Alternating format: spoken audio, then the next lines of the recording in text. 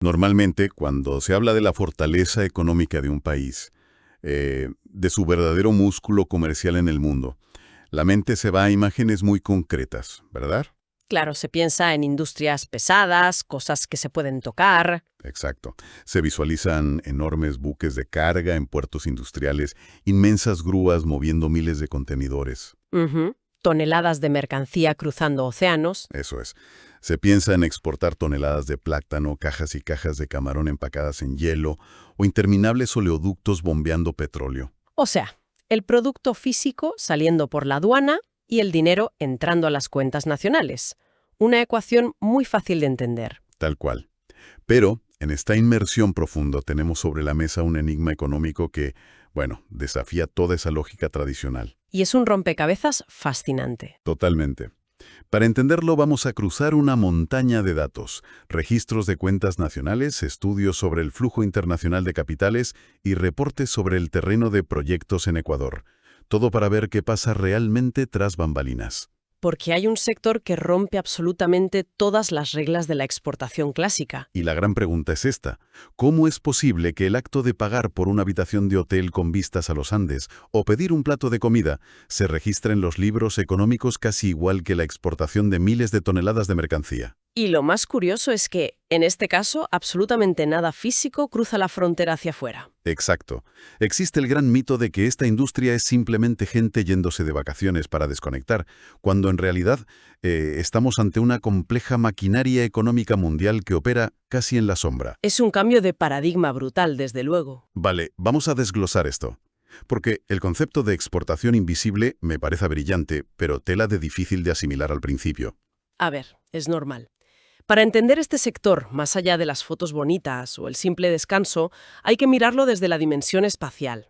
Es decir, que no se empaquetan los paisajes amazónicos en una caja para mandarlos por barco. Exactamente. Cualquier industria tradicional funciona llevando el producto hacia donde está el consumidor. Si se fabrican coches en Alemania, se suben a un tren y se venden en Madrid. Claro. Pero aquí ocurre la anomalía económica por excelencia. Es un sector completamente atípico porque el consumidor tiene que viajar físicamente hacia el lugar exacto de producción para poder consumir el servicio. O sea, los bienes no cruzan fronteras, pero las divisas internacionales sí que entran al país receptor a lo grande. Alterando por completo las balanzas de pagos, sí. El destino y la región emisora se entrelazan de una forma que vuelve invisibles los hilos del comercio. Para quien tenga interés en cómo funciona la economía global de verdad, esto es un giro mental importante. Significa que cada vez que alguien toma un avión por puro placer, está ejecutando una transacción de comercio internacional encubierta. Literalmente.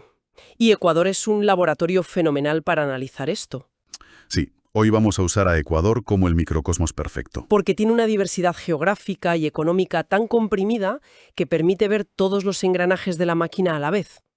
Vamos con el mecanismo básico entonces. Venga. Cuando un viajero aterriza en el aeropuerto de Quito y paga con tarjeta una noche de alojamiento, esa divisa entra a la economía nacional exactamente igual que si un importador en Nueva York hubiera comprado cajas de cacao ecuatoriano por Internet. Es una exportación en toda regla, pero consumiendo el tiempo pasado allí. Eso es. Ahora, la gran obsesión de quienes analizan los flujos de capital es responder a una duda casi de Tech-K. A ver, ¿Qué pasa exactamente con ese billete de $100 una vez que entra al país receptor? el famoso rastro del billete. Sí, y ahí es donde entra en juego el modelo de flujo circular. Claro. A la hora de explicar esto siempre se usa el cliché de la piedra que cae en un estanque y genera ondas, pero esa analogía me parece un poco plana. Ujú, se queda corta. Imaginemos la economía más bien como el sistema circulatorio humano. Me gusta. El impacto inicial de ese dinero extranjero es como una inyección directa en vena. Pero luego, la sangre tiene que viajar por todo el cuerpo a través de arterias y capilares para mantener vivo al paciente. Es una analogía genial porque captura perfectamente la vitalidad de las tres categorías de impacto económico. La inyección en la vena principal sería el impacto directo. El primer punto de contacto. Exacto. Volviendo a Ecuador. Imaginemos a un visitante internacional que paga el alojamiento en un gran hotel de Quito. Ese intercambio inmediato, de la mano del extranjero a la caja registradora, es el impacto directo puro y duro. Pero a ver, me cuesta creer que el impacto se quede ahí. Un hotel por sí solo no mueve la aguja de la economía nacional. Necesita sábanas, comida, luz. Claro, es que no se queda ahí. Automáticamente entramos al impacto indirecto.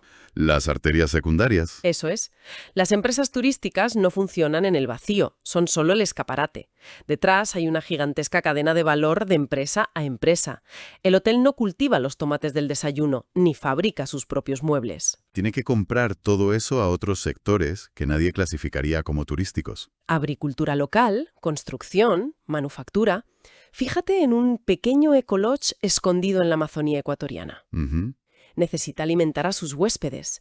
Entonces, le compra la pesca del día a las comunidades ribereñas locales y encarga las camas a los carpinteros de los pueblos vecinos. O sea, esa transacción comercial entre empresas es el impacto indirecto. Exactamente. Y significa que ese carpintero amazónico de repente está viviendo del comercio internacional de forma indirecta, sin haber visto jamás a un extranjero. Y luego están los capilares más finos, el nivel celular del sistema circulatorio. El impacto inducido Eso. es quizás el más fascinante, porque revela el dinamismo del consumo interno y surge de algo muy básico, el gasto de los salarios. Claro, la gente cobra a fin de mes. Y tienen dinero fresco en el bolsillo. Un guía naturalista en Galápagos cobra su nómina. ¿Qué hace con ella? Pues va a la peluquería del barrio, compra en el mercado, paga las clases de los niños. De pronto, un dinero que cruzó el océano porque alguien quería ver iguanas, está pagando la fruta en un puesto de barrio que no tiene nada que ver con el sector. Tal cual. Y aquí es donde se pone realmente interesante. Y donde inevitablemente tengo que ponerme escéptico. A ver, dime. Entiendo la teoría, suena precioso en papel, pero logísticamente, ¿cómo es siquiera posible medir esto en el mundo real? Es un desafío, desde luego. Medir el impacto directo es fácil, vas a las cuentas bancarias de los hoteles. Pero, madre mía, ¿cómo puede un gobierno rastrear el impacto inducido? ¿Acaso hay una patrulla comprobando si la manzana del frutero se pagó con un billete de un noruego? Es una pesadilla absoluta para los estadísticos, tienes toda la razón. Y precisamente por la inmensa dificultad de rastrear esa sangre económica, hubo que inventar una herramienta técnica específica. La cuenta satélite, ¿verdad? Exacto. En Ecuador, el Instituto de Estadística implementó este sistema hace poco con mucho detalle. Y no envían patrullas a los mercados. Menos mal. Lo que hace es extraer datos en bloque de todas las industrias tradicionales del país, como transporte o agricultura, y aplica algoritmos matemáticos complejos. Para aislar la porción generada por el visitante externo. Eso es. Y los datos son contundentes. Antes de la pandemia, esta industria llegó a representar un 2,2% del Producto Interior Bruto de Ecuador. Ostras, no está nada mal. Para ponerlo en perspectiva, es la tercera fuente de divisas no petroleras, solo por detrás de gigantes como la exportación de camarón y banano. Pero seguro que hay un margen de error importante ahí. Claro, los propios creadores de estos algoritmos admiten el punto ciego. Capturar el movimiento económico de negocios informales o turismo comunitario sigue siendo un reto enorme. Y aquí hay una trampa macabra. Todo este esfuerzo institucional por rastrear cada billete asume que el flujo de sangre es constante y el paciente está sano. Ya, pero no siempre es así. Claro, si el sustento de miles de familias depende de esto, la siguiente gran duda es de qué depende la llegada de ese dinero. Y sospecho que ahí todo hace aguas, porque la demanda global suele ser muy caprichosa. Y tan caprichosa. Económicamente hablando, es un animal salvaje y tremendamente fragmentado. No existe el turista estándar. Hay una heterogeneidad enorme, claro. En Ecuador tienes perfiles radicalmente opuestos. Por un lado, el ornitólogo en Mindo, con cámaras carísimas, pagando guías hiperespecializados. Ujú. En la misma semana, tienes a los entusiastas de la arquitectura en el centro histórico de Quito. Y a la vez, mochileros buscando vida nocturna y surf en las playas de Montañita. Pero más allá de lo que buscan, en términos de datos crudos, de dónde vienen y cuánto gastan. Los tres grandes motores son Estados Unidos, Colombia y Perú, el mercado norteamericano y los vecinos directos. ¿Vale?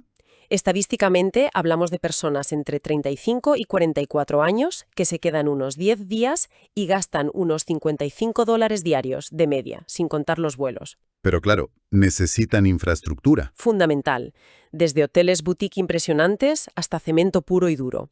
Sin un aeropuerto transcontinental o carreteras asfaltadas hacia la selva, la exportación invisible se paraliza. Entonces, ¿qué significa todo esto a nivel macroeconómico? Porque hay un factor sobre los vecinos directos que me genera una señal de alarma tremenda. A ver, cuéntame. Ecuador tiene una particularidad única en la región. Está dolarizado. No tiene moneda propia desde el año 2000. Opera con dólares estadounidenses. Claro. Si gran parte de los visitantes cruzan desde Colombia y Perú, no significa que Ecuador vive en una cuerda floja financiera permanente. Totalmente. O sea, si el peso colombiano se devalúa de golpe frente al dólar, de la noche a la mañana, ese café en Quito le cuesta al viajero el doble de esfuerzo en su país, aunque en Ecuador el precio no haya subido ni un céntimo. Lo fascinante de esto es que acabas de dar en el clavo exacto del talón de Aquiles del modelo. Y la respuesta es simple y cruel. El colombiano simplemente deja de ir. Es lo que llaman la elasticidad de la demanda. Exacto. El consumidor es extremadamente sensible a las variaciones del tipo de cambio. La dolarización es estupenda para la inflación interna, pero es una guillotina para las exportaciones invisibles. O sea, ¿ocurre un efecto de sustitución? Tal cual. El viajero cancela su reserva en Quito y busca destinos parecidos donde su moneda rinda más. ¿Y con Estados Unidos será igual? Y tanto. El dueño de un hostal en Cuenca puede ver cómo sus reservas se desploman porque la bolsa en Nueva York tuvo un mal mes. El nivel de ansiedad con el que un emprendedor local debe vigilar la macroeconomía mundial es brutal. Madre mía, es que eso nos pone en una situación aún más compleja. Sabemos cómo entra el dinero y lo volátil que es. Pero para asumir estos riesgos tiene que haber un premio gordo. Debería haberlo. Sin embargo, existe esta gran ironía, este lado oscuro. Tener las playas llenas y los hoteles a reventar no garantiza en absoluto que la nación se enriquezca. Ni mucho menos. El sistema circulatorio puede sufrir hemorragias internas. Exactamente. En la teoría económica a esto se le conoce como las temidas fugas económicas. Es la paradoja más dolorosa del desarrollo. O sea, el efecto multiplicador se va al garete. Se viene abajo estrepitosamente si el país no tiene un tejido productivo fuerte. Muchas veces, una parte gigantesca del dinero que entra da una vuelta rápida en la caja del hotel y sale disparado hacia los países ricos en cuestión de días. Vamos a ponerle imágenes a esto, porque el contraste es tremendo. Imaginemos dos modelos operando a muy poca distancia. Vale. Por un lado, un mega resort internacional en la costa de Salinas. Un modelo de todo incluido, pulseritas de colores. Para mantener su estándar, importa el whisky escocés, sábanas de hilo egipcio, pantallas planas e incluso la comida procesada viene de fuera. Todo en contenedores desde la sede central. Y encima, a fin de año repatria sus beneficios a una cuenta en otro continente. ¿Un modelo extractivo de manual? Por otro lado, un modelo opuesto. Un hotelito de gestión local en los Andes. Su restaurante compra quesos, patatas y maíz a los agricultores vecinos, y los muebles son de artesanos del valle. El impacto en la retención de las divisas es como la noche y el día. Completamente. En el hotel andino la sangre se queda en el cuerpo. Total y absolutamente. Riega los campos de cultivo y genera riqueza intergeneracional. Pero el mega resort, macroeconómicamente hablando, es un colador gigante. Ingresa millones, sí, pero sufre unas fugas de capital feroces. Y esto algunos sectores ya lo están penalizando, ¿no? Sí, por ejemplo, los jubilados europeos exigen cada vez más opciones sostenibles. Quieren saber que su gasto en Galápagos, por ejemplo, apoya el tejido social y no es solo una extracción. Vale, entiendo el punto. Pero voy a hacer de abogado del diablo un momento. Venga, ataca. Hay un sesgo contra las grandes corporaciones aquí. Volvamos al mega resort en Salinas. Vale. De acuerdo, importa muebles y repatria beneficios. Pero, ostras, sigue siendo un mastodonte anclado en la arena local. Paga impuestos sobre la propiedad, facturas de luz astronómicas. Sí, claro, nadie niega eso. Y lo más importante, para limpiar habitaciones y mantener jardines, contrata directamente a cientos de personas de los pueblos cercanos. Está generando un montón de empleo formal que antes no existía. Entonces, ¿por qué los analistas lo consideran una fuga tan terrible? ¿Acaso no es mejor tener 500 empleos básicos que tener un desempleo rampante? Si conectamos esto con el panorama general de lo que significa que un país se desarrolle de verdad, la respuesta es mucho más profunda que contar las nóminas de limpieza. A ver. El alivio a corto plazo del desempleo es innegable, pero el verdadero veneno económico es el coste de oportunidad a largo plazo. Es un techo de cristal irrompible. ¿En qué sentido? Si el país se conforma solo con proveer mano de obra barata para fregar platos y hacer camas, mientras importa todo lo que tiene valor tecnológico o industrial, se está autoboicoteando. Claro, entiendo. Si no compran muebles locales... La industria maderera del país jamás podrá modernizarse para competir. Si importan los alimentos por estándares visuales, el sector agroindustrial local nunca se va a tecnificar. O sea, la economía queda castrada en su desarrollo intelectual. Literalmente, el país se convierte en un mero decorado de Hollywood. Pone las playas exóticas y la mano de obra barata para barrer el set. Pero la riqueza de verdad, la que permite construir universidades e innovar, fluye de vuelta a los países que ya son ricos. Madre mía, eso es fuerte. Convertir a una nación en utilería de un decorado de cine, mientras los ingresos de taquilla vuelan de madrugada. Es un ciclo que perpetúa la dependencia. Desde luego. Esta exploración cambia por completo las reglas del juego.